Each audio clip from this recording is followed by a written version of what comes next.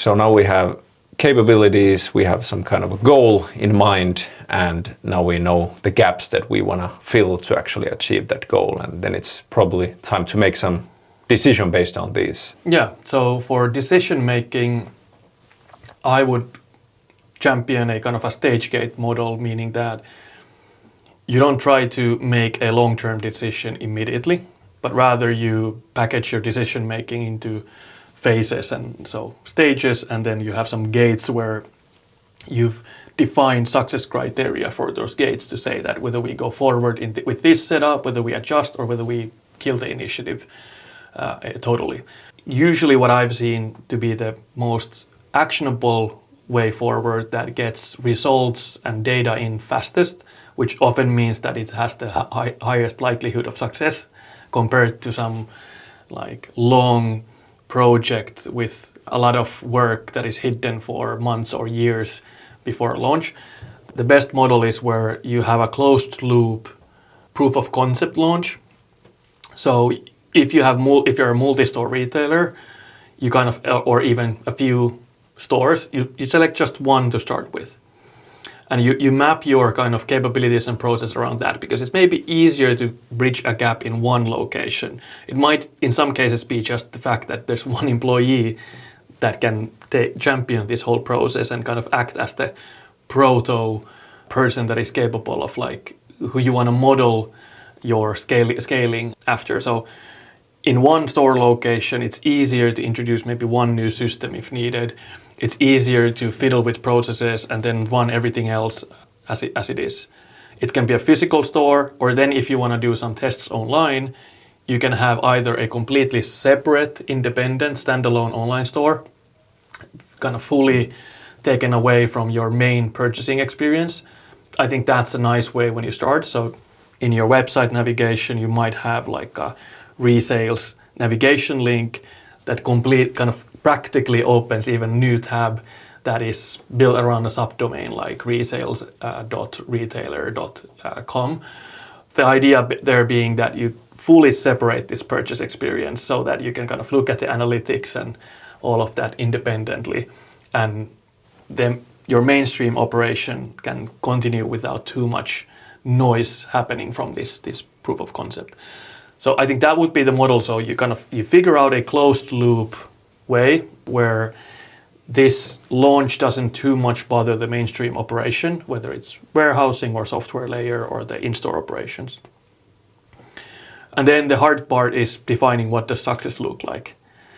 But that usually comes already with the key idea that, okay, we launched into this thing due to wanting to get more revenue recovery for our product returns, wanting to be more sustainable, and wanting to build up brand loyalty and customer loyalty in the Recommerce space, for example. So then you figure out how do you measure those, and then you set the gate that, okay, we run this closed loop experiment for 2, 3, 6 months. This is what success looks like. And then we go to the next stage, which often is just either scaling store locations or scaling product categories. And then maybe this is a process that often takes then anything from 3 to like even 24 months, where you then keep adding categories or locations, or in some cases models, if you are simultaneously sourcing or building, for example, capabilities in the refurbishment side of things that, okay, now we're capable of refurbishing items with the help of a new partner. Great, let's introduce not only secondhand sales, let's introduce refurbished items to our catalog.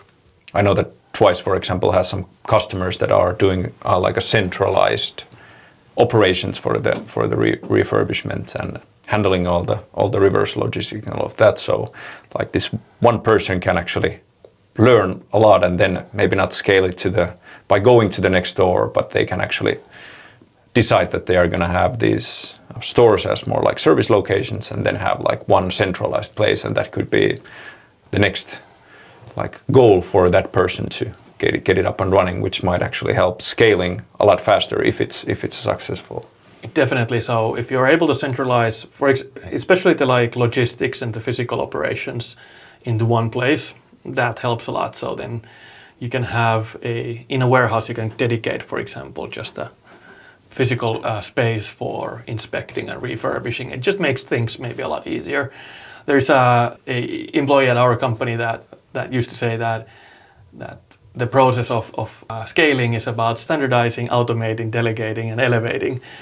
I think these champions that are leading these initiatives, after they've done the first analysis and they start to run the pilots, they are kind of continuously, their job is to figure out, okay, which things do I feel that I can start to standardize? Which things can I automate? That's usually with the help of software, that you start to create rules in the software. So in Twice, for example, you start to kind of define in your account settings some order fulfillment rules or some kind of generalized approaches for certain kind of models. And then the delegation part is that you start to involve, of course, more people, and then you delegate either on a same level that you have a colleague that is kind of helping you manage the bandwidth, or maybe you have store managers that you can start inviting to the systems with specific roles and so on and so on. And then the elevation is usually the most fun part, where you have a kind of nice standardized process that is automated in an enough level that you've been able to delegate it to other people, and then you just start providing support for various teams and individuals in how can they make even more out of the process, or elevating it in terms of scaling the catalog or number of service locations.